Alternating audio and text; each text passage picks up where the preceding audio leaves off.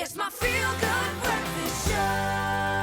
You're with your Feel Good Breakfast Show, Expresso, right here on SABC3. Now, here's a fact. No one could have ever predicted the entire world coming to a complete standstill due to the Covid-19 pandemic. With the strict lockdown conditions that were obviously implemented and practically everything coming to a halt, including tourism and non-essential travel.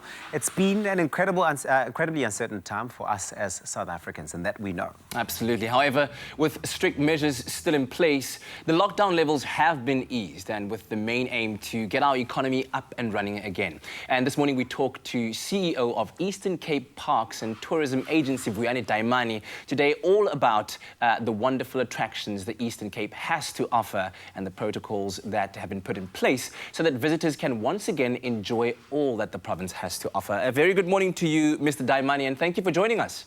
Good morning, sir. Good morning to the viewers at home. So, how has the COVID-19 pandemic affected tourism in your part of the country, the Eastern Cape? Look, it has been disastrous all over, and if you talk to the contribution to the gross domestic product of the Eastern Cape, tourism contributes 18% of that. That is about 67 billion lost within the quarter. Job creation in the province, direct jobs that are related to tourism in the value chain, 104,000. Out of that, 43,000 is at risk. So that gives you the picture. It has been a very bad day in the office from a tourism point of view over the past 3 months. Unfortunately, a dark time that we all had to go through as a country in order to try to flatten the curve and gain control of the situation. And now we can look forward to perhaps a silver lining in the cloud where, with the easing of certain restrictions, people can maybe begin to travel here and there. So talk to us about the measures that have been put in place to ensure that visitors are safe. With the sector as a whole, we have set up what we refer to as our recovery plan that has got 5 pillars. The critical aspect of those pillars is that you just want to save the sector. You want to be able to support the sector in terms of the protocols that you have to put in place, but you want to also take the opportunity to refine our strategy to have a refined product offering in terms of the visitor experience. But also the other aspect, it was to push us to 4IR in terms of how smart we can market the province. So those 5 pillars are really what has been the key outcome of the consultation and the engagement that we had with the sector. And we're looking forward to the implementation of the recovery plan. And Mr. Daimani, with the lockdown and obviously the strict social distancing measures that we've seen that have been implemented, how has this affected the Eastern Cape's events calendar or your social calendar?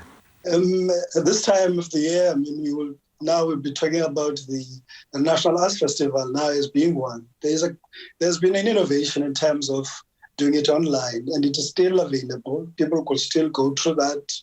The viewing is still available up until the 31st of July.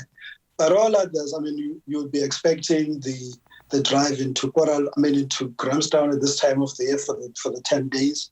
That hasn't happened. Linked to that is the Cape Festival. That has also been canned. But, there's been innovation in the fact that Arts Festival could still go ahead online.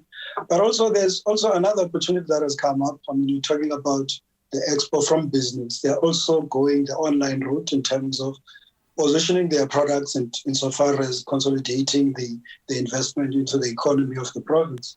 So the online platform has been the innovation, but the impact of the movement of the people insofar as the events calendar, there's been an impact on that. So with that in mind, Mr. Daimani, what are some of the Eastern Cape's most popular tourist attractions that one could visit post-COVID or maybe even post-current regulations or restrictions being eased?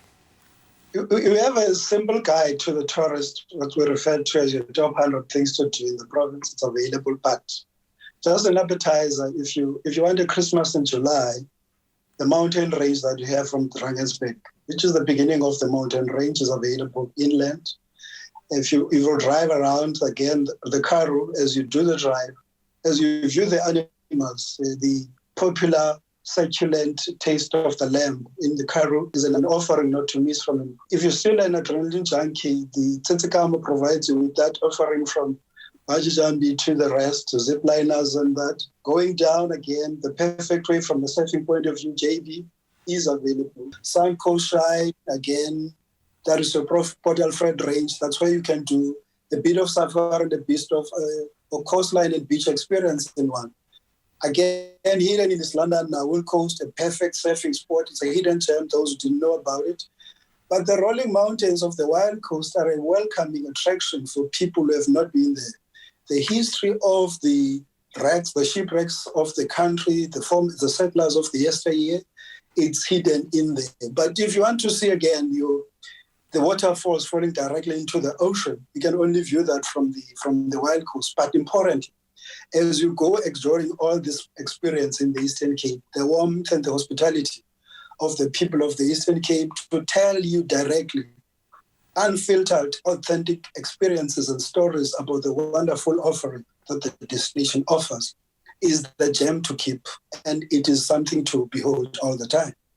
Absolutely, a warmth and a comfort that you will certainly need after leaping off the highest bungee bridge in the Southern Hemisphere at Blowgrounds. Mr. Daimani, have you taken a chance at that? Have you jumped off that bungee bridge? I can show you on your Instagram page. I've done that. I've got the certificate. I'm enjoying it. I will do it again. Well, you know what? We appreciate all of the hard work that you and your team members are putting in to make sure that you preserve all of those fantastic things to experience so that when we are allowed to enjoy the incredible Eastern Cape experiences again, we're there and we're ready to take them on. Thank you so much for joining us this morning. Thank you, sir. Thank you to the viewers at home. And that was Mr. Vuyani Daimani, of course, the CEO of the Eastern Cape Parks and Tourism Agency, but also a very adventurous man, as it seems, Katlego. Listen, it's all over Instagram, it's on social media, the proof is there. So, well, we know that when the borders do open internally here in South Africa, that's where we're booking our next holiday. The birth and resting place of Madiba.